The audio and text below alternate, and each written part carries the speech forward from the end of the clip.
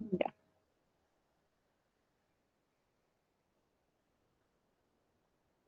ya. Entonces, vamos a hablar del primer síntoma, lo más frecuente que nosotros vemos en clase, en la consulta externa, en nuestro día a día, es las náuseas y vómitos. Cuando nosotros hablamos de náuseas y vómitos, hay que diferenciar muy bien a qué nos estamos refiriendo. Muchas veces el paciente dice náuseas y cree que eso ya es vómito. Náusea es solamente una sensación subjetiva de querer vomitar, pero no llega a vomitar, tiene como algunos comúnmente dirían asco, tiene todo el tiempo esa sensación de querer vomitar, pero no vomita, ¿no? La arcada es un movimiento involuntario, diafragmático, repetitivo, que va a conllevar a la contracción de todos los músculos de la pared abdominal. Para que haya vómito, tiene que producirse esta arcada. Y el vómito va a ser la expulsión involuntaria, no es voluntaria. Muchos pacientes vienen y dicen, yo boto la comida, pero voluntariamente eso no es vómito. Tiene que ser la expulsión involuntaria del contenido gástrico por fuera de la cavidad bucal de forma explosiva. Entonces, para que haya náusea, vómito, tiene que haber náusea. Esta náusea tiene que generarle arcada y esta arcada tiene que producirle vómito. Esta es un problema de salud pública, porque dice que aproximadamente, miren, 8.5 personas de millones de personas en el mundo han tenido náuseas y vómitos y esto ha percutido o ha repercutido en su actividad laboral, en su trabajo, en su productividad, ¿no? Casi todas las personas que reciben quimioterapia van a tener pues, náuseas y estas en algunas ocasiones para llegar a desencadenar vómito. Entonces, cuando nosotros hablamos de náuseas y vómitos, y no solo nosotros, sino también las personas que vienen a consultar, ¿no? Piensan que el problema es netamente gástrico, ¿no? Entonces, pensamos, vómito, ya es el estómago, es el intestino, es un problema gastrointestinal. Pero no es así. El vómito es el efecto final de algo, pero el estímulo puede estar localizado en el tracto gastrointestinal, como puede estar localizado fuera del tracto gastrointestinal. Puede ser secundario a problemas gastrointestinales propiamente dicho, puede ser secundario o enfermedades sistémicas. Entonces, esta fisiopatología es importante que lo sepamos, porque no todos los vómitos vamos a poder solucionarlos nosotros desde el punto de vista gastroenterológico, sino depende del estímulo. Entonces, para nosotros desencadenar vómito existen dos vías, una vía directa que actúa directamente sobre el centro del vómito, ¿no? Que está acá, directamente sobre el centro del vómito, pero los estímulos aferentes, dice, van a venir de la faringe, del estómago, del intestino, de los conductos biliares, del mesenterio, el peritoneo, riñón, corazón y vejiga, ¿no es cierto? Entonces, estos estímulos que se generan en estos órganos van a llevar sus fibras aferentes directamente hacia el centro del vómito. Y la vía indirecta es aquella que no va a ir directamente al centro del vómito, sino va a servir primero a la zona quimiorreceptora. Y esta zona quimiorreceptora es la que va a enviar el estímulo finalmente al centro del vómito. Por eso se habla de vía indirecta. Y en esta zona quimiorreceptora van a haber otro tipo de estímulos, otras fibras aferentes que provienen principalmente de aquellos que utilizan quimioterápicos, de aquellos que secundarios a toxinas, por ejemplo, una gastroenterocolitis, por E. coli enterotoxigénica, por salmonella, shigella, va a actuar primero en la zona quimiorreceptora y luego en el centro del vómito. Los cuadros secundarios a hipoxia pueden cursar con náuseas y vómitos. Los que estén localizados en el área vestibular, los pacientes con trastornos metabólicos como la uremia, la cetoacidosis diabética, pueden cursar con náuseas y vómitos, pero por acción directa, primero indirecta sobre la zona quimioreceptora y luego sobre el centro del vómito. Entonces, ustedes es importante que sepan que el estímulo va a venir de todas estas partes, no necesariamente del tracto gastrointestinal. Lamentablemente, el órgano efector siempre va a ser el estómago y el vómito siempre tiene que salir por la boca. si no, no se llamaría vómito. Entonces, como yo les decía, ¿no? Va a haber fibras aferentes que van a ir de los órganos gastrointestinales hacia principal por el cordón por la médula espinal y luego van a ir al centro del vómito. Entonces, cuando nosotros hablamos de la fisiopatología, vemos que en el centro del vómito van a actuar diferentes centros, ¿no? No solamente de forma directa, sino de forma indirecta. La corteza cerebral va a actuar sobre el centro del vómito, por ejemplo, los trastornos alimenticios, el núcleo vestibular, los quimiorreceptores, hemos visto todos aquellos que actúan directamente sobre los quimiorreceptores, los órganos abdominales, todos ellos pueden producir efectos a nivel del centro del vómito. ¿Cuáles serían estas causas de náuseas y vómitos? Muchas causas. Hay causas medicamentosas, sean estos quimioterápicos, analgésicos, antibióticos, hormonas, ¿no? Fármacos gastrointestinales como la cetoprima, la sulfasalazina. Hay muchos medicamentos que pueden cursar dentro de sus efectos colaterales con náuseas y vómitos. Enfermedades propias del tracto gastrointestinal, obstrucción mecánica, una obstrucción intestinal como un vólvulo de sigmoides, un vólvulo gástrico. Trastornos funcionales, gastroparesia, sobre todo en los pacientes con diabetes mellitus y que de larga data van a ser cuadros de gastroparesia. Radioterapia, inflamación peritoneal, los pacientes que tienen carcinomatosis o tienen tuberculosis enteroperitoneal van a cursar con náuseas y vómitos. Una mención importante es la infección gastrointestinal, es decir, puede ser que sea salmonella, shigella, E. coli enterotoxigénica. Entonces, estas infecciones del tracto gastrointestinal pueden producir náuseas y vómitos por doble mecanismo, por acción directa sobre el intestino y el mesenterio, y esa al centro del vómito, y por acción indirecta a través de sus toxinas hacia la zona quimiorreceptora y luego al centro del vómito. Otras causas son, por ejemplo, afecciones del sistema nervioso, aumento de la presión intracraneal, los tumores, los sangrados cerebrales, condiciones psiquiátricas como la anorexia, la bulimia, causas endocrinológicas, el más importante en una mujer sexualmente activa es el embarazo, trastornos metabólicos, hemos visto que la uremia, la cetoacidosis diabética, todos estos van a actuar de forma indirecta sobre la zona quimiorreceptora. Hay causas infecciosas, virales o bacterianas, hay cuadros psiquiátricos con tendencia familiar como el síndrome de vómitos cíclicos, etcétera, ¿no?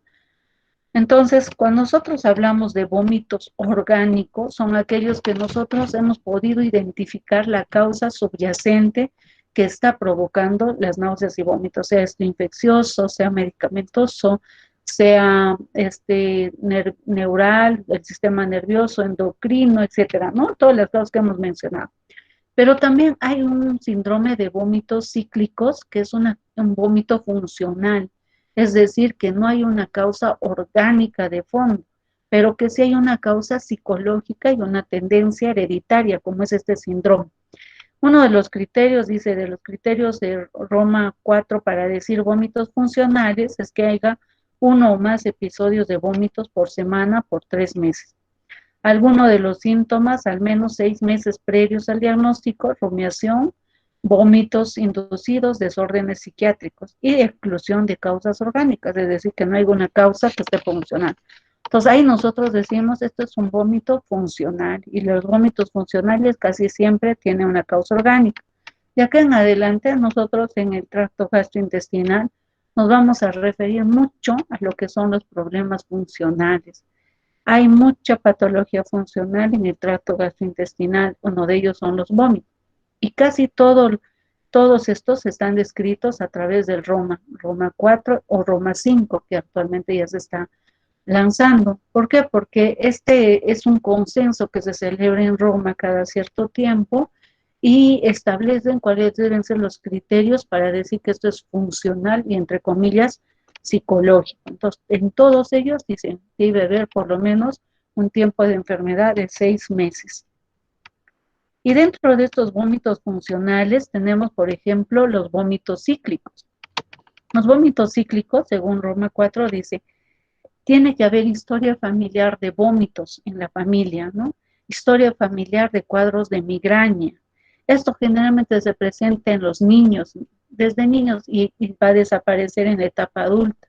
No hay causa orgánica, no hay causa aparente. Y se caracteriza porque tiene esta curva, se podría decir, ¿no? Tiene un episodio, a veces hay episodios prodrómicos, a veces antes de los vómitos tienen cefalea, a veces tienen nistagmus, visión borrosa, etcétera. Tienen sin causa y de forma inexplicable vómitos que duran 1 o 2 semanas y después de eso entran en un periodo de remisión que puede durar desde semanas, meses hasta años, hasta que viene otro factor estresante y bruscamente, sin causa aparente, ni infecciosa, metabólica, medicamentosa, ninguna causa, vuelven a presentar vómitos 1 o 2 semanas y luego desaparece. Eso se llama el síndrome de vómitos cíclicos y es un vómito funcional. Entonces, ¿por qué es importante decir que es orgánico y funcional? Porque a veces nosotros pensamos que si vomitas por algo, ¿no? Y siempre puede ser por algo, pero debemos buscar debemos saber que existen vómitos que no tienen causa y que tienen una causa psicológica. Pero a ningún paciente nosotros debemos estigmatizarlo y decir, bueno, su problema es psicológico, por no decir funcional. Siempre primero es un diagnóstico de descarte. Nosotros debemos descartar todas las causas orgánicas y recién cuando ustedes no hayan encontrado una causa orgánica, se puede plantear que esto es funcional. Entonces, cuando nosotros hablamos de náuseas y vómitos, nuevamente para recordar, habíamos visto que existen varias zonas que van a estimular al centro del vómito, ¿no? Corteza cerebral, centro vestibular, los quimiorreceptores, los órganos abdominales. En la corteza cerebral debe actuar un estímulo psicológico, es la anorexia, la bulimia. En el núcleo vestibular, cambios posicionales, el vértigo, paroxístico nocturno. En las quimiorreceptores, medicamentos, carcinomatosis, uremia, cetoacidosis. En el estómago, la irritación gástrica, las gastritis pueden producir náuseas, más no vómitos, infecciones intestinales, cuadros de hepatitis A, hepatitis B, pueden ocasionar náuseas y vómitos en el paciente. Van a actuar directamente a nivel de esos órganos y estos van a ser el estímulo del centro del vómito. Cuando nosotros hablamos de vómitos, los vómitos agudos, es decir, que rápidos, bruscos, de un momento a otro, nos tiene que hacer pensar primero en infecciones, nos debe hacer pensar si es un niño pequeño en, en cuerpo extraño, ¿no? Nos debe hacer pensar en una descompensación de una enfermedad crónica de fondo como la insuficiencia renal y la diabetes mellitus. Los vómitos crónicos, aquellos que duran más allá de un mes, puede ser producido por algunos medicamentos que utiliza el paciente desde hace mucho tiempo, condiciones psiquiátricas como la anorexia, bulimia y trastornos funcionales. Entonces les decía al inicio, ¿no? Para que haya vómito tiene que haber una cascada, tiene que haber náusea.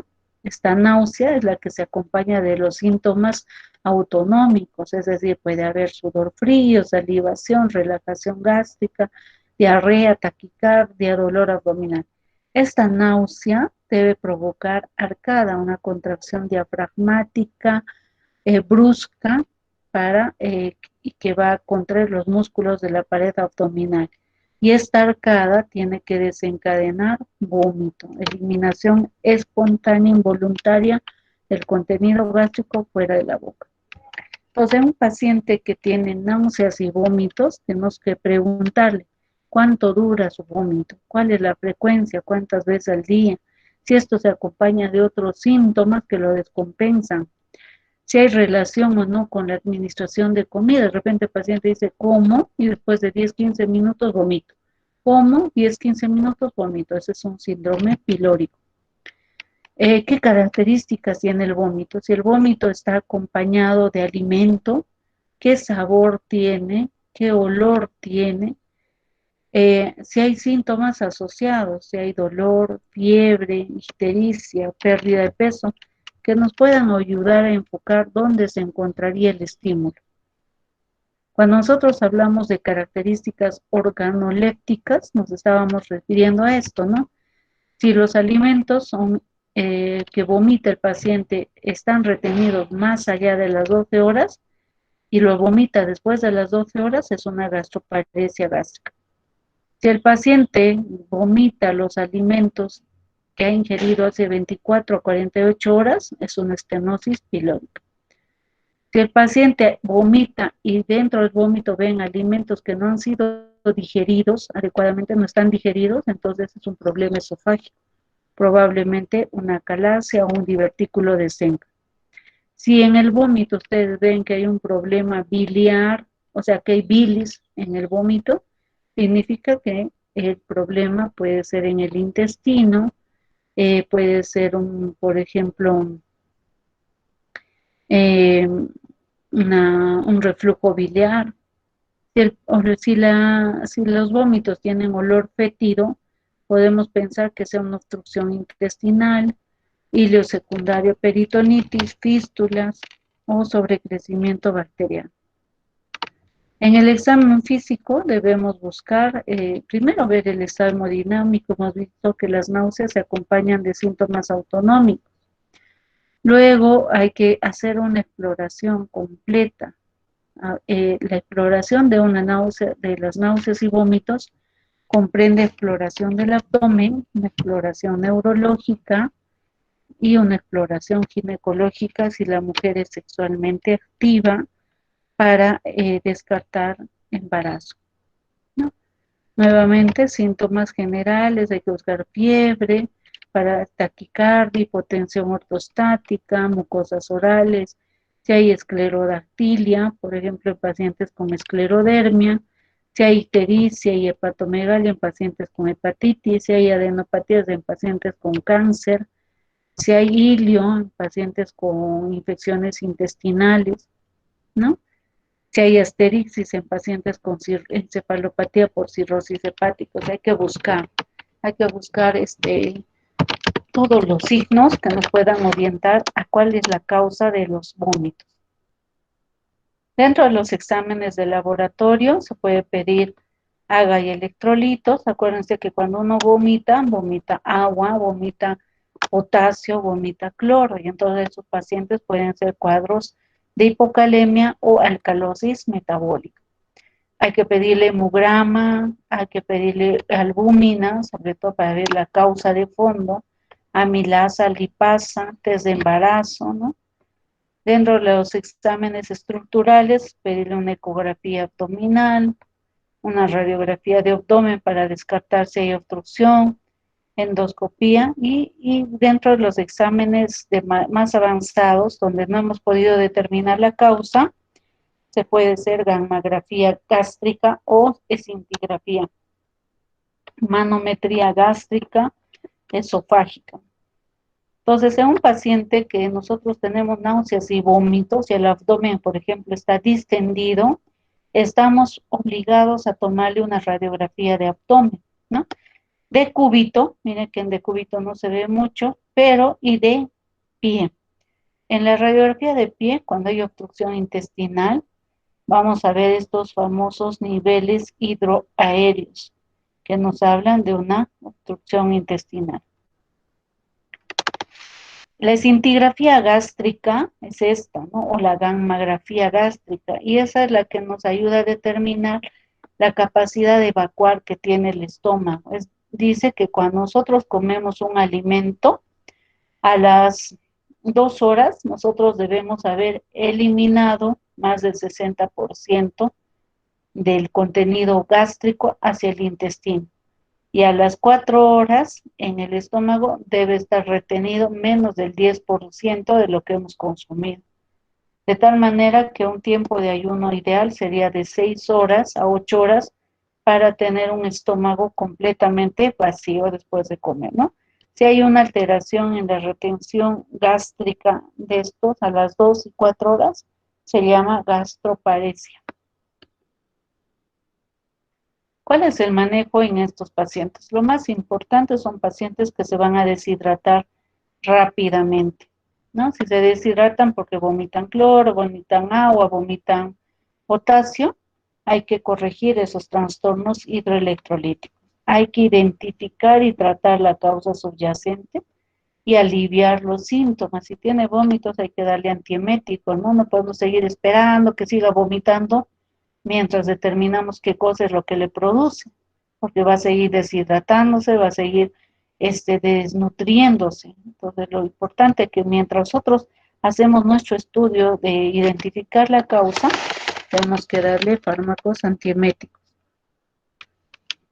No todos los pacientes que tienen náuseas y vómitos se hospitalizan, solamente algunos pacientes, aquellos pacientes que tienen deshidratación severa, es decir, mucosa oral seca, signo de pliegue positivo, hipotensión ortostática, que se acompañen de trastornos hidroelectrolíticos como la hipocalemia, que no toleren nada por la vía oral o intolerancia oral, que haya signos de obstrucción intestinal, y si es un paciente que tiene enfermedades concomitantes, como por ejemplo que sea diabético, hipertenso, insuficiencia renal. Esos pacientes no se pueden manejar ambulatoriamente, tienen que estar hospitalizados. Y ustedes recordarán cuando hemos hablado en la fisiopatología, hemos dicho que actúan de forma directa a nivel del centro del vómito, de forma indirecta a través de los quimiorreceptores y estos a través del centro del vómito. Y dentro de esos quimiorreceptores habían receptores de histamina, habían receptores de dopamina, habían receptores de serotonina, esos son los quimiorreceptores. Entonces, si yo quiero bloquear esta cascada de la náusea, arcada, vómito, entonces tengo que actuar sobre estos receptores, ¿no es cierto? O actúo directamente sobre el centro del vómito o actúo a nivel de sus quimiorreceptores. Entonces, hay fármacos que van a bloquear, por ejemplo, a los receptores de histamina, los antihistamínicos como el dimenhidrinato. Hay fármacos que van a bloquear a los receptores muscarínicos, dentro de ella la iosina y la escopolamina. Hay fármacos que van a bloquear directamente a la dopamina, y dentro de ellos está la clorpromacina. Hay fármacos que van a bloquear directamente a la serotonina, como el ondansetron. Hay fármacos que van a actuar directamente a nivel de la corteza cerebral, como la mitriptilina y la mirtazapina. Hay otros fármacos que se utilizan en náuseas y vómitos, corticoides, como la dexametasona.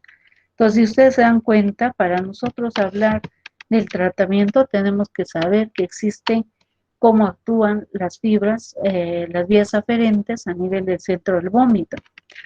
Y entonces, este es un resumen. Por ejemplo, dice, a nivel de la zona quimiorreceptora van a actuar todos estos fármacos. A nivel del centro del vómito, de forma directa, van a actuar la iosina y la antihistamínica. Y también van a tener doble acción porque también actúan a nivel gástrico o a nivel de los receptores gástricos. Un paciente que tiene náuseas y vómitos de forma repetitiva puede ocasionar erosión dental por el contacto del contenido ácido del estómago contra los dientes. El estar vomitando constantemente puede generar un desgarro de la unión gastroesofágica. Eso se llama Mallory Weiss. Este Mallory Weiss puede ser tan profundo que puede llegar a perforar el esófago o síndrome de Borg-Haber. Al estar vomitando estos pacientes, parte de este contenido puede regurgitar a la vía respiratoria y producir aspiración pulmonar o neumonitis química. Este es un paciente, por ejemplo, que tiene náuseas, vómitos por un síndrome pilórico, por un cáncer de píloro y constantemente vomita.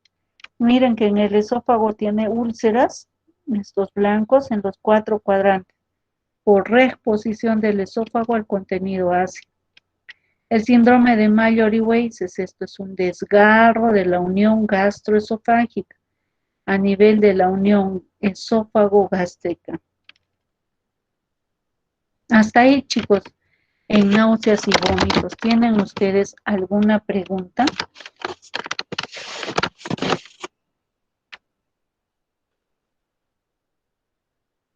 Bueno, si no hay preguntas, vamos a continuar. El otro síntoma que habíamos hablado, que era un síntoma esofágico, era la disfagia, ¿no es cierto? Entonces les decía que la disfagia, pues, teníamos que diferenciarla de la urinofagia y del globo histérico. La disfagia era la dificultad al paso de los alimentos, estaba relacionada con la deglución, ¿no es cierto? En cambio, la urinofagia era el dolor al paso de los alimentos, está no relacionado con la deglución, perdón, está relacionado con la deglución, y el globo histérico es la sensación de nudo o cuerpo extraño a nivel del esófago superior, y este no estaba relacionado con la deglución. Eso es importante que podamos diferenciar, ¿ya? Entonces, cuando nosotros hablamos de disfagia, decimos que hay una alteración a nivel de los mecanismos de la deglución. Y ustedes sabrán que existen 4 fases para la deglución: una fase preparatoria oral, una fase voluntaria bucal, una fase faríngea y una fase esofágica. Algunas literaturas dicen que solamente son 3. Dicen que hay fase bucal, faríngea y esofágica, ¿no? Voluntaria e involuntaria. Muy pocas literaturas consideran a la fase oral como parte, pero la fase oral es importante porque desde que ustedes ven el alimento, empieza un proceso de insalivación. O sea, nadie come la comida, o muy pocos comen la comida porque, bueno, por comer, ¿no? Porque, bueno, le obligan a comer, no lo sé, pero generalmente comemos lo que nos gusta. Y antes de eso tiene que haber una preparación. Desde que vemos el alimento, nuestro cerebro está enviando ya la información para recibir ese bolo alimenticio, y esa información va a traducirse en una secreción o aumento de las secreciones bucales para formar el bolo alimenticio.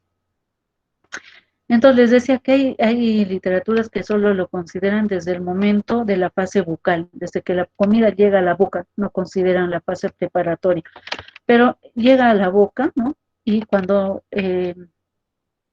esta fase bucal forma el bolo alimenticio dentro de la cavidad bucal a través de los dientes, por eso decía que la lengua y los dientes formaban un papel importante dentro de la cavidad bucal, 90% de su función. Una vez formada, este bolo alimenticio es empujado hacia la parte posterior, hacia el paladar blando, para generar un estímulo y la apertura del velo del paladar para dar paso a la faringe. Una vez que llega hacia la faringe, se eleva, se cierra la epiglotis para poder tapar las vías respiratorias, y se elevan los músculos cricofaringios para facilitar la contracción y apertura del esfínter esofágico superior. A eso se llama las fases, ¿no? La fase bucal, la fase faríngea y la fase esofágica, cuando llega el alimento al esfínter esofágico superior, y a través de las ondas peristálticas que vemos acá, una vez que ha llegado el alimento al esfínter esofágico superior, se genera esta primera onda peristáltica. Esta primera onda peristáltica tiene la función de empujar el alimento hacia el esfínter esofágico inferior. Una vez que ha llegado al esfínter esofágico inferior, ha distendido el esófago y ha empujado el alimento, se genera una segunda onda peristáltica desde la mitad del cuerpo esofágico. ¿Para qué? Para empujar el resto de alimento que ha quedado en el esófago. Hay ondas peristálticas terciarias que van a tener una función anormal, disfuncional o aberrante. No es considerado normal. La primaria y la secundaria son las que se encargan de la propulsión del alimento. Entonces, dicho esto, en base a estas 4 fases preparatorias, vamos a tener que existen 2 tipos de disfagia: una disfagia esofágica y una disfagia orofaringea, ¿no? Habíamos hablado en la primera clase. La disfagia orofaringea, como su nombre indica, es la disfagia en la zona de encrucijada entre la vía oral, que es la oral, la vía digestiva, y la vía faríngea, que corresponde ya a la vía respiratoria. Por eso es que estos pacientes se van a acompañar de síntomas respiratorios. La disfagia va a ser al inicio de la deglución. Se acompaña de regurgitación nasal o bucal, de tos, bronco y aspiración, sensación de asfixia o atragantamiento. No llegan a pasar el alimento. La principal causa de esta disfagia orofaringea son las causas neuromusculares, problemas en la placa muscular o en la placa nerviosa. En cambio, la disfagia esofágica, el paciente llega a pasar el alimento hacia el esófago y siente que se atasca en la parte media del cuello. Primero es progresiva, es a sólidos y es a líquidos, ¿no? Generalmente se asocia a dolor torácico y regurgitación o sensación de asfixia por las noches. La principal causa de disfagia esofágica son las causas estructurales, es decir, tumores, estenosis, problemas propios del esófago.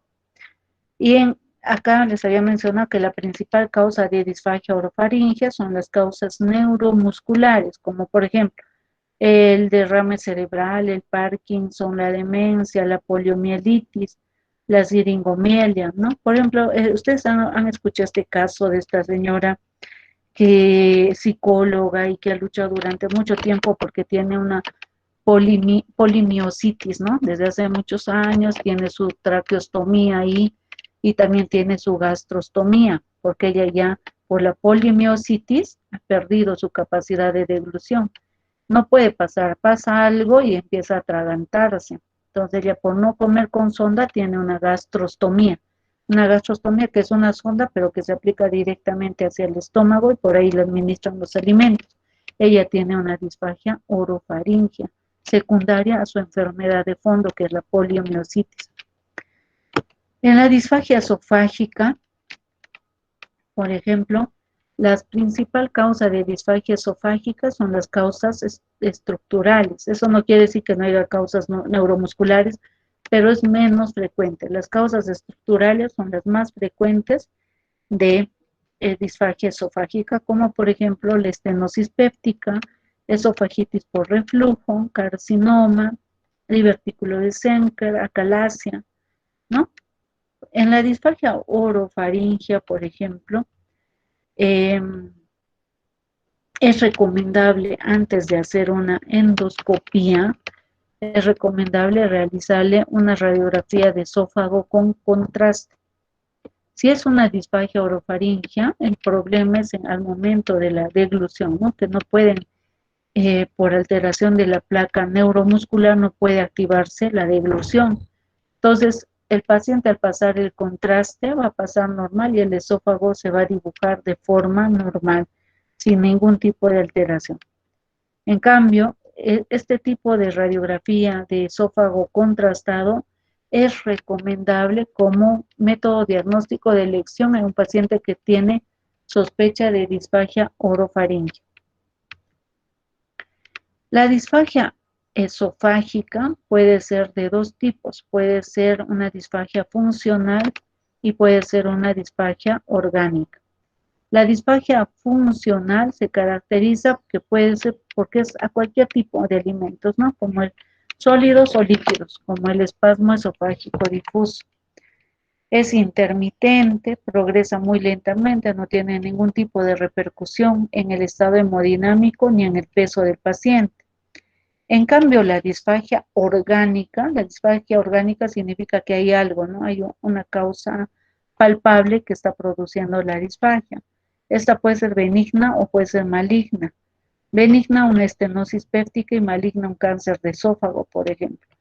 Pero se caracteriza porque es progresivo. Primero es a sólidos y luego es a líquidos. Se localiza generalmente en la línea en la mitad del cuello. Su progresión suele ser rápida en el caso de que sea un cáncer y lenta en el caso de que sea benigno. En el caso de un cáncer, si es una disfagia orgánica maligna, entonces esto tiene importante repercusión en el estado hemodinámico y en el aspecto general del paciente. Este es un cuadro que nos permite diferenciar las características, no solamente en cuanto a las causas, sino también a las características clínicas de la disfagia orofaringea y la disfagia esofágica. Es todo lo que nosotros hemos hablado previamente, está resumido en este cuadro. Entonces, nosotros cuando hablamos de disfagia, tenemos que hacernos varias preguntas en un paciente que tiene disfagia en la parte de la anamnesis. Debemos decirle si la disfagia es para alimentos sólidos, es solo para alimentos líquidos, para cualquiera de los dos, o primero es a sólidos y luego es a líquidos. Debemos decir dónde percibe que el alimento se atasca, al inicio de la deglución o en la parte media. Existen síntomas de disfunción orgánica, es decir, broncoaspiración, atragantamiento, regurgitación nasal. ¿Es la disfagia intermitente o es la disfagia progresiva? Hay historia de pirosis crónica porque estos pueden desencadenar en una estenosis péptica por el reflujo gastroesofágico. Ha tomado fármacos que le produzcan disfagia, como por ejemplo la aspirina, la cafeína. Tiene el paciente enfermedades del colágeno como la esclerodermia, que puede producir alteración del esófago distal y con eso producir disfagia esofágica. Entonces, cuando estamos frente a un paciente con disfagia, hay que enfocarnos bien, ¿no? Primero hay que decir, ¿esta es disfagia esofágica o es orofaringea? Es lo primero que deben determinar. ¿Cómo vamos a determinar? Con las características, ¿no? A ver, la disfagia es al inicio de la deglución, se acompaña de tos, se asfixia, se atraganta, tiene regurgitación nasal, es una disfagia orofaringea. Y dice, no, el paciente llega a pasar el alimento, pero se atasca en la parte media, primero es a sólidos y ahora último es a líquidos, es una disfagia esofágica. Entonces, si ya hemos determinado esto, vamos a decir, esta disfagia es solo en la esofágica, ¿es solo alimentos sólidos o es a sólidos o a líquidos? ¿No? Hemos dicho que si es a sólidos o líquidos es más funcional y si es alimentos sólidos puede ser benigno o puede ser maligno, ¿no? Entonces, si es sólidos o líquidos, hay un trastorno funcional o neuromuscular. Si es intermitente y se acompaña de dolor torácico, es un espasmo esofágico difuso. Si esta disfagia a alimentos sólidos o a líquidos, indistintamente es progresivo y se acompaña de pirosis, es una esclerodermia. Si esto es progresivo y se acompaña de pérdida de peso, es una acalasia. Si la disfagia esofágica es solo alimentos sólidos, es decir, habíamos dicho que esto podía ser orgánico, benigno, maligno. Si es intermitente, anillo esofágico. Si es progresivo y no hay pérdida de peso, estenosis péptica. Si es progresivo y hay pérdida de peso y es adulto mayor, cáncer. Entonces, eso es lo que debemos hacer nosotros de un paciente con disfagia. Si es una disfagia funcional o es orofaringea, primero es radiografía de esófago con contraste. Si es una disfagia orgánica, esofágica orgánica, primero endoscopía. Entonces, ante todo paciente que tiene disfagia, sobre todo orofaringea, primero radiografía de esófago con contraste. Esta es una radiografía de un paciente que tiene acalasia, ¿no? Es una radiografía simple. Y acá lo que vemos, miren el esófago que normalmente se dibuja de esta forma, o que en esta radiografía sin contraste se ve que hay una puntita donde termina el esófago, le ponen el contraste y miren, ¿no? Parece una salchicha y termina en una punta. Si a este paciente que tiene acalasia le hacemos manometría, vamos a ver pues que las ondas peristálticas solo tiene onda peristáltica primaria y no tiene onda peristáltica. Esto es lo normal, pero acá miren, no hay onda peristáltica, no se genera onda peristáltica, ni primaria ni secundaria. En la radiografía de esófago con contraste también podemos ver una estenosis esofágica. Este es el contraste y miren en la línea media una estrechez larguísima y luego nuevamente de eso está abierto, ¿no? Esto es una estenosis esofágica. A la endoscopia lo que podemos saber en estos pacientes con disfagia es esofagitis. Esofagitis por reflujo gastroesofágico y algunas veces úlceras esofágicas secundarias. En las disfagias esofágicas podemos encontrar también esto, es un tumor, una lesión proliferativa en esófago distal como causa de su disfagia. Si nosotros tenemos un paciente que tiene disfagia aguda, les decían rápido, brusco, de un momento a otro, niño o adulto mayor que utiliza prótesis, hay que pensar en cuerpo extraño. La disfagia aguda es la principal causa del cuerpo extraño. Si es una disfagia crónica, hay que estudiarla, ¿no? Hay que ver que no tenga síntomas de alarma, cómo es su disfagia, si es progresiva, si es intermitente. Se había mencionado la diferencia con la urinofagia es porque hay un dolor, pero no es cualquier dolor, es un dolor retroesternal que se presenta 15 segundos después de la deglución. Cuando nosotros hablamos de urinofagia, generalmente habla de problemas a nivel del oído o de un proceso inflamatorio de la mucosa esofágica. Las causas de urinofagia pueden ser sobre todo cáusticos, alcaliácido, píldoras, causas infecciosas como el citomegalovirus, el Epstein-Barr virus, VIH, hongos o reflujo gastroesofágico severo. Y habíamos hecho también la diferenciación con el globo histérico. El globo histérico es sensación de nudo o cuerpo extraño a nivel del esfínter esofágico superior que no está relacionado con la deglución.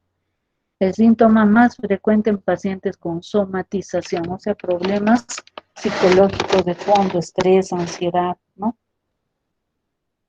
Como ustedes ven en el globo histérico, ellos sienten que existe un cuerpo extraño en el esfínter esofágico superior, pero jamás se genera la onda peristáltica. La onda peristáltica se mantiene intacta. Los trastornos psiquiátricos son la principal causa de globo histérico. ¿Cómo hacemos el diagnóstico? ¿No? Primero hay que excluir, como es un trastorno funcional, había dicho, hay que excluir que sean causas orgánicas, hay que excluir que sea un esófago, un tumor, por ejemplo, ¿no? Y hay que hacerle una radiografía de esófago con contraste, endoscopía o manometría. En estos pacientes con globo histérico simplemente hay que darles placebo. Placebo porque como hay una causa psicológica, ellos atribuyen su molestia a algo, y si no le das un medicamento, ellos van a seguir con la molestia. Entonces, solamente terapia psiquiátrica de fondo, algún inhibidor de bomba de protones a baja dosis como efecto placebo.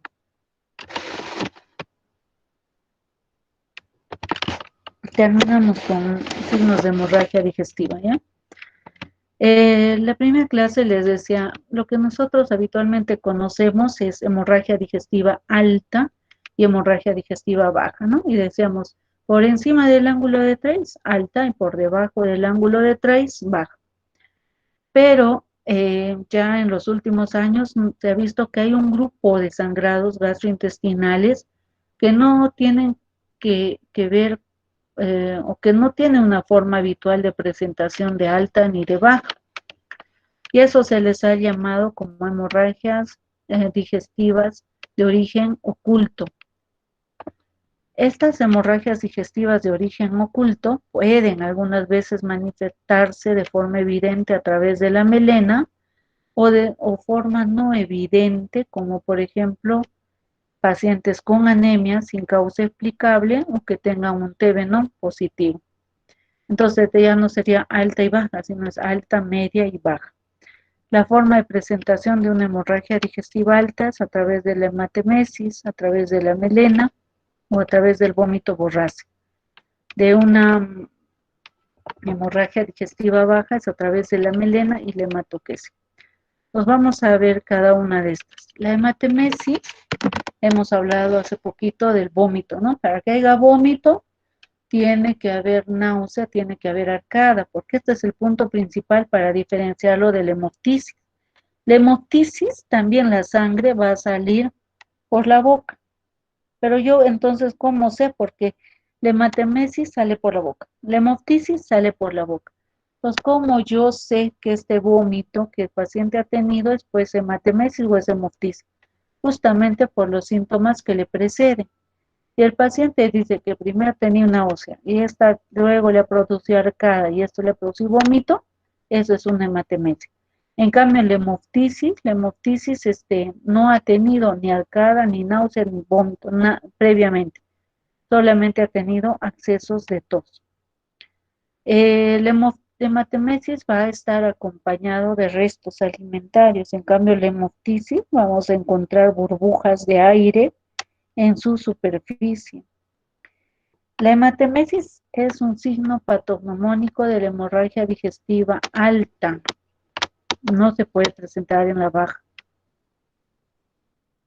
La melena es un signo que nos dice que hay sangrado gastrointestinal desde el esfínter esofágico superior hasta el ano.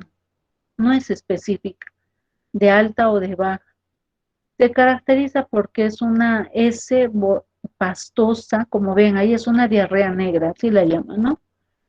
Pastosa, brillante, alquitranada, con un olor sui generis como a sangre podrida. ¿Y a qué se debe este color verde?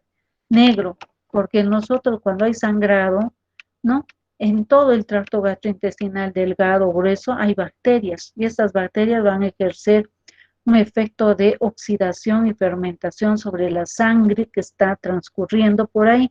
Y este proceso va a generar que las heces sean de color negro y un olor característico, como a sangre podrida. Pero vuelvo a repetir, la melena no es patognomónico de hemorragia digestiva alta ni de hemorragia digestiva baja. Puede presentarse en el contexto de ambos tipos de hemorragia. La hematoquesia es un sangrado rojo vinoso con coágulos que está entremezclado con las heces, no está encima de las heces, está entremezclado con las heces. La hematoquesia me habla de sangrado digestivo bajo principalmente, sobre todo del lado del colon izquierdo. Sin embargo, un tercio de los pacientes que tienen hemorragia digestiva alta van a presentar hemorragia digestiva baja a través de una hematoquesia, sobre todo si son sangrados abundantes, porque este sangrado abundante sería tan abundante que no le va a dar tiempo al intestino a metabolizar la sangre, ¿no? Ojo, que es más patognomónico de hemorragia digestiva baja, pero en algunos pacientes puede ser manifestación de una alta, va a depender del contexto clínico del paciente. Hasta ahí, y la rectorragia, para diferenciar de la hematoquesia, es un sangrado rojo vivo, rutilante, que está encima de las heces, no está entremezclado, y se acompañan de dolor anal. La rectorragia me habla de problemas perianales como la fisura, los abscesos, las hemorroides, las fístulas. Eso es importante saber diferenciar. Hematoquesia y rectorragia no son lo mismo. Hasta ahí, chicos, ¿tienen alguna pregunta?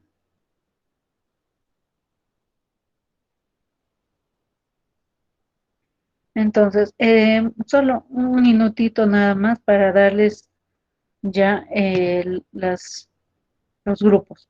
El grupo 1, el grupo 1, que está dado por Acuña, Altamirano, Barrera, Bolaños, Cáceres, Conde, Ramos, Galdós, Rodrigo, La Torre, Puma, Luna, Ortiz, Meche, Pauca, van a exponer al próximo sábado reflujo gastroesofágico. Ese es el primer tema de exposición. El segundo grupo que está producido por Arredondo, Carpio, Sanz, Collado, Mendoza, Palle, Pérez, Sierra, Vargas, Zárate, Zúñiga, van a exponer al siguiente. voy a avanzar una clase sí, una clase no, ¿no?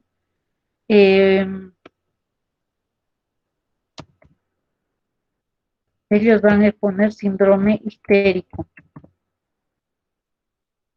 El tercer grupo, Aymara, Cáceres, Caguana, Córdoba, Cortés, Gallegos, Pañora, Vidal, Vera, Rivas, van a exponer síndrome. El segundo es histérico, ¿no es cierto? El tercero va a exponer síndrome ascítico.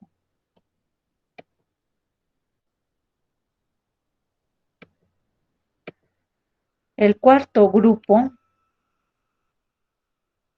ver, 1, 2, 3. El cuarto grupo, que vendría a ser Camacho, Peña, Condori, Hurtado, Jordan, Mondragón, Poco, Puma, Retamoso, Taco y Zapata, va a exponer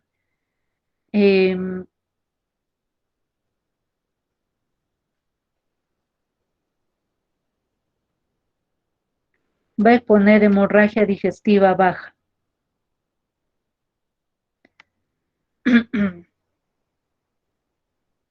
Y el quinto grupo, que es el último,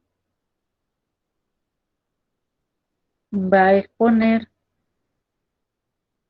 hipertensión portal. El primero, reflujo, síndrome histérico el segundo, síndrome ascítico el tercero, el cuarto, hemorragia digestiva alta y el quinto, hipertensión portal.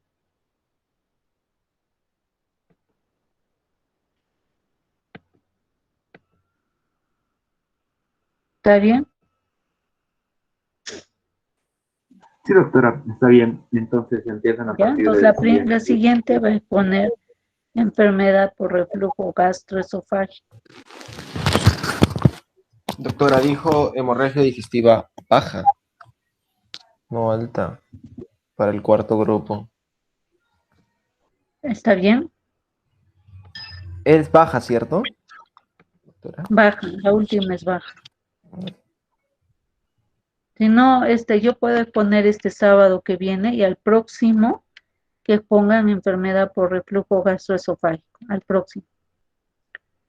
A la siguiente que terminamos los signos y síntomas principales y hacemos hernias hiatales, cáusticos y la siguiente hacen vuestros compañeros enfermedad por reflujo.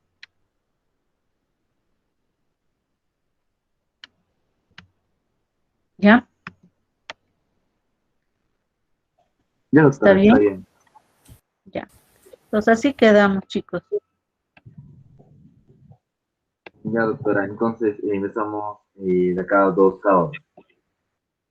De este sábado siguiente expongo yo y la siguiente exponen vuestros compañeros. La dinámica de exposición es la siguiente. Ustedes me tienen que enviar vuestros artículos, ¿no? Hasta mitad de semana, de donde van a hacer vuestra exposición, ¿ya?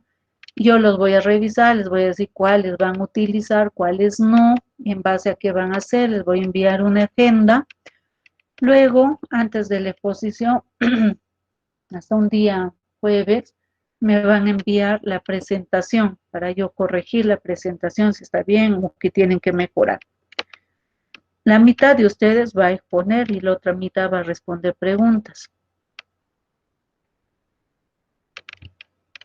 Esa es la modalidad. ¿Está bien? Ya, doctora. Sí, entonces, hasta media semana antes de que todo